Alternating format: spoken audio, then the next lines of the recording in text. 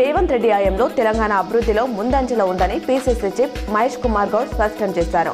₹60 కోట్ల నిధులతో నిజామాబాద్లో రోడ్లు, కల్వర్టులు నిర్మాణానికి ఆయన భూమి పూజ చేశారు.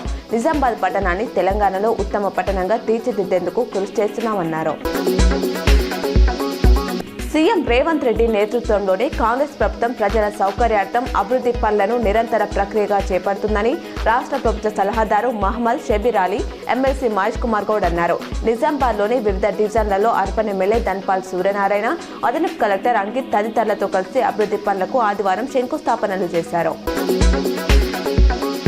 నిజామాబాద్ పోలీస్ కమిషనరేట్ పరిధిలోని అన్ని పోలీస్ స్టేషన్ల పరిధిలో పేకాట, కోడి పందాలు, చట్ట వ్యతిరేక కార్యకలాపాలు నిర్వహించే వారిపై చట్టపరంగా కఠిన చర్యలు తీసుకుంటామని సిపి సాయి చైతన్య హెచ్చరించారు. ఈ మేరకు ఆయన ఆదివారం ఒక ప్రకటన విడుదల చేశారు. నిజామాబాద్ నగర అభివృద్ధి కోసం పలుమార్లు అసెంబ్లీ సమావేశాల్లో ప్రతిపాదించడంతో నిధులు మంజూరయ్యాయని నిజామాబాద్ అర్బన్ ఎమ్మెల్యే ధన్పాల్ సూర్యనారాయణ గుప్తా అన్నారు. దీనికి సంబంధించి నగరంలో అభివృద్ధి పనులు ప్రారంభోత్సవంలో ఆయన మాట్లాడారు. కాంగ్రెస్ నాయకులు తాము ఏ నిధులు తెచ్చామని చెప్పుకోవడం విడ్డూరంగా ఉందన్నారు. ఇకపై ఇందిరమ్మ ఇళ్ల నిర్మాణానికి ప్రతి వారం నిధులు మంజూరు చేస్తామని డిప్యూటీ సీఎం బట్టి విక్రమార్క స్పష్టం చేశారు.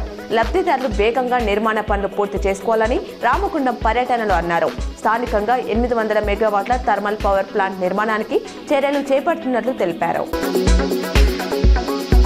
నిజామాబాద్ జిల్లా వ్యాప్తంగా వివిధ గ్రామాల్లో సర్పంచులుగా గెలుపొందిన మాల వర్గానికి చెందిన వారు భవిష్యత్తులో రాజకీయంగా మరింత ఉన్నత స్థాయికి ఎదగాలని నిజామాబాద్ అర్బన్ ఎమ్మెల్యే ధన్పాల్ సూర్యనారాయణ గుప్తా సూచించారు.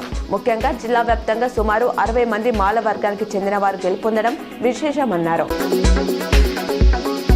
రాష్ట్ర ప్రభుత్వ సలహాదారు Shabbir Ali, TPCC chief MLC Mahesh Kumar Goud ను నిజామాబాద్ జిల్లా కలెక్టర్ ఇలా త్రిపాఠి, అడిషనల్ కలెక్టర్ అంకిత్ ఆదివారం మర్యాదపూర్వకంగా కలిశారు.